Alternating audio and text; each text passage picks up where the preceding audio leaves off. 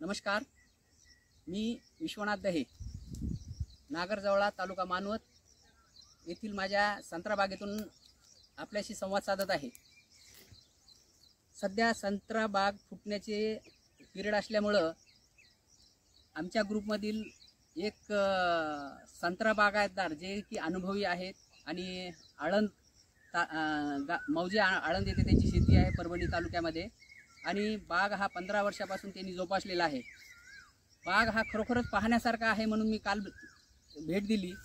अप्रतिम त्यांचं नियोजन आहे। झाडाची कॅनॉपी, साईज, आकार, त्या झाडावर असलेले पानाची संख्या, फळफांद्या आणि आलेली फुलं आणि फुलाचं कन्व्हर्शन फळामध्ये जे झालेले ते मला बघून मी त्यांचं नियोजन मला फार आवडलं आणि ती बाग अप्रतिम बाग बघितल्यानंतर मी त्यांना विनंती केली की आमच्या बागेला तुम्ही भेट द्यावी। आता थोडक्यात त्यांची जी बाग आहे आळंदची, ती 15 वर्षापूर्वी त्यांनी लावलेली आहे आणि त्या 15 वर्षापूर्वीची बाग असल्यामुळे त्यांनी आता जे आपले प्रकार निघालेले आहेत, घनदाट पद्धत 20 फूट बाय 10 फूट, त्याऐवजी त्यांनी त्यांची पहिली बाग लावली 20 फूट बाय 20 फूट। त्यामुळे त्यांचा प्रत्येक झाडाला ऊन, वारा, हवा, पाणी चांगलं मिळाल्यामुळे, अन्नद्रव्य चांगलं मिळाल्यामुळे झाडाची कॅनॉपी खूप मोठी वाढलेली आहे आणि त्या झाडाची कॅपॅसिटी 15 कॅरेट देण्याची कॅपॅसिटी तयार झालेली आहे।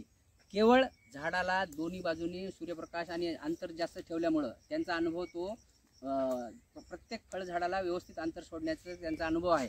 त्यानंतर एक बाग वाढवली त्यांनी, तर ती 18 बाय 18ची आणि 18 बाय 16 आणि एक बाग आहे त्यांची 18 बाय 18ची। अशा 3 वेगवेगळ्या बागा त्यांनी वाढवत आता त्यांचं संत्र्याची बाग खूप छान तयार केलेली आहे। त्यांचं वैशिष्ट्य म्हणजे 15 वर्षाची बाग आहे, 3 वर्षाची बाग आणि 1 वर्षाची, अशा वेगवेगळ्या टप्प्यामध्ये बाग हे केली। तर त्यांचं नियोजनाचा भाग थोडक्यात सांगतो की 05234 हा खत ते डिसेंबरच्या शेवटच्या महिन्यामध्ये टप्प्याटप्प्याने एकरी 3 किलो सोडतात। त्यामुळं स्टोरेज ऑटोमॅटिक त्या फळकाडीमध्ये येतं आणि पुढं त्या आपल्या बळकट झाल्यामुळं पानं भरपूर आणि स्टोरेज भरपूर असल्यामुळं त्यांची फुल कॅपॅसिटीनं फुलं निघाले आणि पूर्ण माल सेट झाला। ते केवळ 05234 वेळोवेळी दिल्यामुळं, आणि तो फायदा त्यांच्या मृगबहारच्या फळाला सुद्धा झाला आणि त्या काडीमधला ताकदीचा उपयोग नंतरच्या मृगबहारच्या फुलोरा येण्यासाठी पण झालेला आहे। रासायनिक सोबतच त्यांनी काय केलेलं आहे की जैविकची जोड दिलेली आहे। जैविकमध्ये त्यांनी गोकृपा, जीवामृत हे आवर्जून ते पूर्ण शेतात सोडतात व्हेंचुरीद्वारे, आणि त्यामुळं त्यांना सेंद्रिय पदार्थ सोडल्यामुळं रासायनिक खत मात्रा 100% लागू होते। जीवाणूची संख्या वाढली, शेणखत असतं त्यांचं, आणि कटिंगसुद्धा ते स्वतः करतात। वेळच्या वेळी कटिंग केल्यामुळं बुंधा चांगला मजबूत झालेला आहे, फळफांद्या खूप वाढलेल्या आहेत आणि प्रत्येक वेळी त्यांनी वेळच्या वेळी मेहनत घेऊन त्या झाडाची जोपासना चांगली केल्यामुळं या भागातलं जो नागपूर भागात, अमरावती नागपूर भागात जो संत्रा बागा आहे त्यांचं नाव झालेलं आहे। परंतु अप्रतिम बागेचं जर उदाहरण पाहायचं असेल तर त्यांच्या बागेला आपण खरोखर आवर्जून भेट द्यायला हरकत नाही। पाण्याचं नियोजन जर विचार केला तर त्यांनी 20 mm चे लॅटरल दोन्ही बाजूनं टाकलेली आहे आणि त्याला 8 लिटर पर लिटरचे ताशीचं लॅटरलवर 4 ड्रिपर टाकलेले आहेत। एका झाडाला 4 उजव्या साईडला आणि 4 डाव्या साईडला, असं 8 ड्रिपरमधून 64 लिटर पाणी एका वेळेस पडतं। फक्त 1 तास पाणी देतात ते। पाण्याचं त्यांच्याकडे शॉर्टेज आहे। पाण्याचं शॉर्टेज असल्यामुळं त्यांनी मोजकं पाणी देतात, फ्लड पाणी देत नाहीत। फ्लड पाण्याचे दुष्परिणाम ते बोलताना सांगतील। यापुढचं नियोजन स्वतः हे माझे मित्र अच्युतराव गुंजाळ, आळंद, तालुका परभणी, जिल्हा परभणी, आणि त्यांचे चिरंजीव हे पुढील माहिती देतील आपल्याला। नमस्कार, मी प्रवीण अच्युतराव गुंजाळ, मौजे आळंद, तालुका जिल्हा परभणी।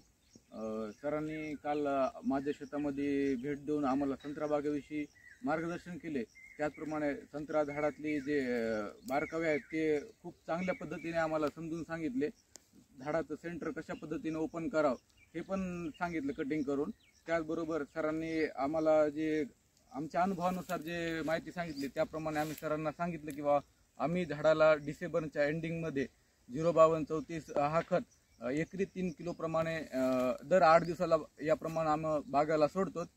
तसेच झाडाला वेळोवेळी रासायनिक खताच्या पण फवारण्या, औषधाच्या पण फवारण्या करतो. त्याचबरोबर जे जैविक जे गोकृपामृत आहे, बायोरिच आहे, त्याच पद्धतीने जीवामृत याचे झाडाला वेळोवेळी आम्ही खताचे डोस देतो. तसेच आपल्या ड्रीप वाटे गोकृपामृत सोडून देतो.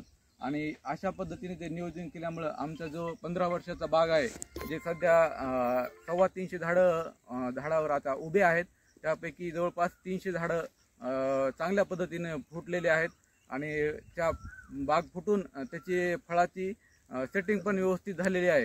तसंच आपल्या बागेत फळाचं गळतीचं प्रमाण अत्यंत नगण्य असतं.